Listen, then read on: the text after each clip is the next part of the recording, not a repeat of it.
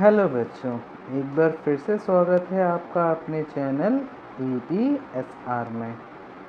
तो हम लोग नया चैप्टर स्टार्ट करने जा रहे हैं, किंगडम प्लांटेई। ठीक है। अगर आपने याद होगा, हम लोगों ने जब बायोलॉजिकल क्लासिफिकेशन ख़त्म किया था, तो बायोलॉजिकल क्लासिफिकेशन में हम लोगों ने देखा था 5 kingdom classification. And 5 kingdom classification किसने किया था? RH विटेकर ने।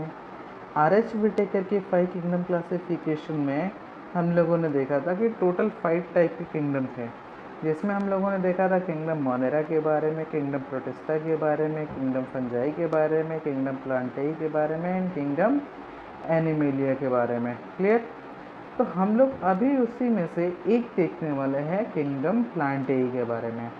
अब ये जो किंगडम प्लांटेई है, इसका क्लासिफिकेशन हम लोग देख रहे हैं किसका? Oswald Tippo classification of plants. मतलब ये कौन है? साइंटिस्ट कि किंगडम प्लांटेई को क्लासीफाई करने वाले साइंटिस्ट का नाम क्या है? ऑसवाल्ड टिपोस। इन्होंने क्या किया था? किंगडम प्लांटेई को 2 पार्ट्स में डिवाइड किया था, division thallophyta and division embryophyta. Thallophyta का मतलब जिसके पास थैलस स्ट्रक्चर हो। थैलस का मतलब क्या है? जिसके पास true root stems and bodies present ना हो। ठीक है, सिर्फ थैलस लाइक स्ट्रक्चर्स प्रेजेंट रहता है। एंड दूसरा हमारे पास क्या हो? एम्ब्रियोफाइटा, मतलब जिसके बॉडी के अंदर का हमको एक्चुअल में दिखाई देगा एम्ब्रियो बनेगा। क्लियर? तो थैलाफाइटा को हम लोग क्या बोलते हैं? Thallus bearing. जिसके पास थैलस प्रेजेंट रहता है उसको हम लोग क्या बोल रहे हैं? थैलोफाइटा। और ये कैसा रहता है? Complex organisation like the tissue etcetera are absent. मतलब ये सबसे सिंपल स्ट्रक्चर क्या होता है किंगडम प्लांटेई का? थैलस। सबसे सिंपलेस्ट स्ट्रक्चर पूरे प्लांट किंगडम का क्या रहता है? थैलस। तो थैलस का मतलब, जैसे अगर हम लोग अपनी बॉडी की बात करें तो हमें सबसे सिंपल स्ट्रक्चर क्या रहता है? सेल का। सेल के बाद क्या मिलता है? Tissue, organ system and organism. तो ऐसे इन लोगों में जो सबसे सिंपलेस्ट क्लासिफिकेशन में सबसे सिंपलेस्ट स्ट्रक्चर रहता है उसको हम लोग क्या बोलते हैं? थैलस। जिसके पास हमारे पास कॉम्प्लेक्स ऑर्गेनाइजेशन लाइक टिश्यू वगैरह कुछ भी प्रेजेंट नहीं होता है, सब क्या रहते हैं? एब्सेंट रहते हैं। एंड थैलोफाइटा के अंडर क्या आता है हमारे पास? एल्गी। क्या आता है? एल्गी। और एल्गी को हम लोग बेसिकली क्या बोलते हैं? Non vascular cryptogams. Non vascular cryptogams. Cryptogams का मतलब क्या होता है? Seedless plant. सीडलेस प्लांट मतलब जिसके अंदर हमको सीड नहीं मिलता है उसको हम लोग क्या बोलते हैं? क्रिप्टोगैम्स। क्रिप्टो का मतलब क्या होता है? हिडन। क्रिप्टो का मतलब क्या होता है? हिडन। ठीक है। एंड गैम्स का मतलब हम लोग क्या बोले? सीड को रिप्रेजेंट कर रहा है, तो crypto games. Clear? Clear. Next हमारे पास क्या है? ये हमारे पास क्या रहते हैं? एल्गी। फोटोसिंथेटिक होते हैं एंड एक्वेटिक प्लांट होते हैं। फोटोसिंथेटिक होता है, एक्वेटिक मतलब पानी में मिलते हैं। और एल्गी को हम लोग क्लासीफाई करते हैं green algae, brown algae and red algae के अंदर। अगर हम लोग एम्ब्रियोफाइटा की बात करें तो एम्ब्रियोफाइटा में हमको क्या देखना है? एम्ब्रियो इन लोगों के अंदर क्या होता है? फॉर्म होता है। इनके अंदर क्या बनता है? एम्ब्रियो बनता है। ठीक है। इसको हम लोग फर्दर 2 पार्ट्स में डिवाइड कर देते हैं। एक हमारे पास होता है ए ट्रैकियोफाइट एंड दूसरा हमारे पास क्या होता है? ट्रैकियोफाइट्स। ए ट्रैकियोफाइट्स एंड ट्रैकियोफाइट्स। ए ट्रैकियोफाइट, ए का मतलब क्या होता है? एब्सेंट। एंड ट्रैकियोफाइट का मतलब क्या होता है? जिसके पास वैस्कुलर मतलब जाइलम एंड फ्लोएम्स प्रेजेंट रहते हैं उसको हम लोग क्या बोलते हैं? ट्रैकियोफाइट्स। ठीक है। अब अगर याद होगा, हम लोगों के अंदर अगर हम लोग ए वैस्कुलर की बात करते हैं तो हम लोग क्या बोलते हैं कि हमारे पास कैपिलरी एब्सेंट है। अगर आर्टरी, वेन्स एंड कैपिलरी तीनों प्रेजेंट है तो हम लोग क्या बोलते हैं? वैस्कुलर। और उसमें से अगर हमारे पास अगर ब्लड वेजल्स प्रेजेंट है तो हम लोग क्या बोलते हैं? वैस्कुलर। और ब्लड वेजल्स एब्सेंट रहते हैं तो उसको क्या बोलते हैं? Non vascular. ठीक है। तो ऐसे इन लोगों के अंदर का जाइलम, फ्लोएम, इसके पास वैस्कुलर चीज़ें हैं, तो अगर वो प्रेजेंट है तो हम लोग क्या बोलेंगे? वैस्कुलर। अगर दोनों एब्सेंट रहता है तो हम लोग उसको क्या बोलते हैं? Non vascular. क्या बोला जाता है? Non vascular. क्लियर? क्लियर। तो हमारे पास क्या होता है? ए ट्रैकियोफाइट्स। ए ट्रैकियोफाइट का मतलब हम लोगों ने क्या बोल दिया अभी? ये हमारे पास क्या होते हैं? Non vascular. इसके अंदर हमारे पास क्या होता है? ब्रायोफाइट्स। क्या आता है हमारे पास? ब्रायोफाइट्स। अब ब्रायोफाइट्स को हम लोग जनरली क्या बोलते हैं, नॉन वैस्कुलर क्रिप्टोगैम्स। क्या बोला जाता है, non vascular cryptogams. Non vascular cryptogams मतलब ये भी हमारे पास सीड फॉर्म नहीं करते हैं। For the land first land plant मतलब ज़मीन पे आने वाले सबसे पहले प्लांट हमारे पास क्या होते हैं, ब्रायोफाइट्स। बट ये लोग सक्सेसफुल नहीं हो पाए थे। क्या हुआ, सक्सेसफुल नहीं हो पाए थे क्योंकि इन लोगों को खुद के रिप्रोडक्शन के लिए डिपेंड होना पड़ता था किसके ऊपर, वाटर के ऊपर। किसके ऊपर डिपेंड होना पड़ता था, वाटर के ऊपर। और वाटर के ऊपर डिपेंड होने के वजह से ये लोग पूरी तरीके से लैंड के ऊपर नहीं प्रेजेंट रह सकते थे। जब भी रिप्रोडक्शन की नीड होती थी तो इसको जाना पड़ता है वाटर के अंदर। वाटर में भी कहाँ पे, फ्रेश वाटर में, ना कि मराइन वाटर के अंदर। क्लियर। तो जिसकी वजह से हम लोग इसको फर्स्ट लैंड प्लांट तो बोलते हैं, बट ये ट्रू हमारे पास क्या होते हैं, लैंड प्लांट नहीं होते हैं। क्लियर। दूसरा हमारे पास क्या होता है, ट्रैकियोफाइट्स। ट्रैकियोफाइट्स को हम लोगों ने क्या बोला है, वैस्कुलर। ट्रैकियोफाइट्स को हम लोगों ने क्या बोला हुआ है, वैस्कुलर। क्लियर। अब इसको हम लोग दो पार्ट्स में डिवाइड करते हैं, क्रिप्टोगैम्स एंड फेनेरियोगैम्स। फेनेरियोगैम्स का मतलब क्या होता है, सीड जिसके अंदर प्रेजेंट हो। एंड क्रिप्टोगैम्स का मतलब क्या होता है, जिसके पास सीड क्या हो, एब्सेंट हो। सीड क्या हो, एब्सेंट हो। क्लियर। नेक्स्ट, अब हम लोग क्रिप्टो का मतलब ही क्या होता है, हिडन। अब क्रिप्टोगैम्स हमारे पास क्या होता है, वैस्कुलर क्रिप्टोगैम्स होते हैं। क्रिप्टोगैम्स भी हमारे पास क्या हो सकते हैं, वैस्कुलर हो सकते हैं। तो vascular cryptogams and E vascular cryptogams. E vascular cryptogams में हम लोगों ने किसकी बात किया था, अभी एल्गी के बारे में बात किया था हम लोगों ने। ठीक है। तो ए वैस्कुलर हमारे पास हो सकते हैं एंड वैस्कुलर। वैस्कुलर क्रिप्टोगैम्स के अंदर हम लोगों को किसकी बात करना है, टेरिडोफाइट्स के बारे में। किसके बारे में बात करना है, टेरिडोफाइट्स के बारे में। टेरिडोफाइट्स के बारे में। क्लियर। अब ये जो हमारे पास टेरिडोफाइट होता है इसको हम लोग क्या बोलते हैं, फर्स्ट ट्रू वैस्कुलर प्लांट। मतलब पूरी तरीके से लैंड पे अडॉप्ट होने वाला पहला प्लांट हमारे पास क्या होता है, टेरिडोफाइटा। क्या होता है, टेरिडोफाइटा। टेरिडोफाइटा। क्लियर। अब टेरिडोफाइटा के अंदर हम लोग फर्दर क्या देखते हैं, सिलोप्सिडा की बात करें, हाइयोप्सिडा की बात करें, जिसको हम लोग क्या बोले, हाइकोप्सिडा। इसके अलावा हमारे पास क्या होता है, स्नैप्सिडा एंड टेरोप्सिडा। टेरोप्सिडा ये हमारे पास क्या होते हैं, किसके अंदर आते हैं, हमारे पास टेरिडोफाइटा के अंदर। अगर हम लोग फेनेरियोगैम्स की बात करें तो फेनेरियोगैम्स को हम लोग फर्दर दो पार्ट्स में डिवाइड करते हैं, angiosperms and gymnosperms. Angiosperm and gymnosperm. Angiosperm के अंदर हमको बारे में किसके बारे में बात करना है, लाइकोप साइक्लोप्सिडा। इसके बाद हमारे पास क्या होता है, कॉनिफोरसिडा। एंड लास्ट में हमारे पास क्या होता है, कैर्नेटोसिडा। ठीक है। इसको हम लोग क्या बोलते हैं, एडवांस। एंड एंजियोस्पर्म में हमको बात करना है डाइकॉट्स एंड मोनोकॉट्स के बारे में। इसके बाद हमारे पास क्या होता है, artificial system of classification. Artificial system of classification क्योंकि हम लोगों ने डायरेक्टली इसको एल्गी में, ड्रायो में, टेरिडो में, जिम्नो में क्लासीफाई नहीं किया। उसके पहले भी क्लासिफिकेशन हमारे पास क्या हुए थे, प्रेजेंट थे। तो अगर हम लोग सबसे पहले क्लासिफिकेशन की बात करें प्लांट की, तो उसको हम लोग क्या बोलते हैं, artificial system of classification. Artificial system of classification. और इसको किन्होंने परफॉर्म किया था, कार्लस लिनियस ने। ठीक है। तो artificial system of classification perform किसने किया था, कार्लस लिनियस ने। और इसको हम लोग क्या बोलते हैं, earlier system of classification. Earlier system of classification is given by the Linnaeus. Artificial system of classification is given by the Linnaeus. And इसमें हमने क्या किया था, gross superficial character, that is habit, colour, number of the shape of the leaves, इन्हीं सब character को क्या किया था, लेके बेसिस ऑफ क्लासिफिकेशन इसमें क्या था, gross superficial characters, Abids, colour कैसा दिखाई देता है, नंबर्स उन लोगों के पास लीफ वगैरह कितने हैं। तो ऐसे ही कैरेक्टर्स को लेके इन्होंने क्या किया था, इसको क्लासीफाई कर दिया था। And it is mainly based on the vegetative characters and on the androecium structures. किसके ऊपर मेनली बेस्ड था, वेजिटेटिव कैरेक्टर्स के ऊपर एंड एंड्रोशियम स्ट्रक्चर्स के ऊपर। एंड्रोशियम एंड गाइनोशियम हमारे पास दो रहते हैं। ठीक है। गाइनोशियम हमारे पास क्या होता है, रिप्रोडक्टिव स्ट्रक्चर्स हम लोग बोलते हैं। ठीक है। एंड एंड्रोशियम हमारे पास इसका अपोजिट वाला। ठीक है।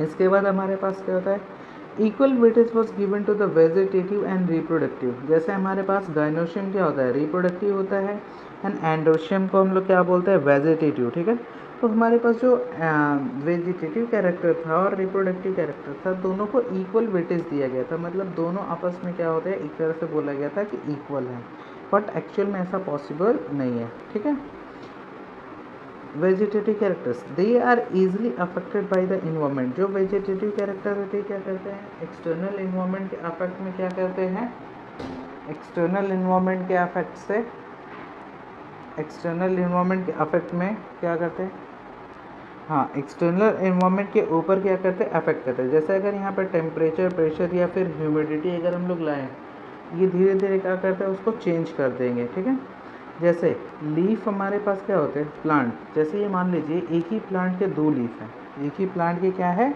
2 लीफ हैं।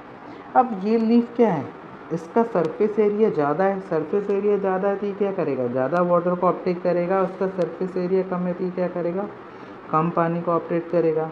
Due to different in shapes these leaves are considered as the different species according to the artificial system of classification but was the wrong approach।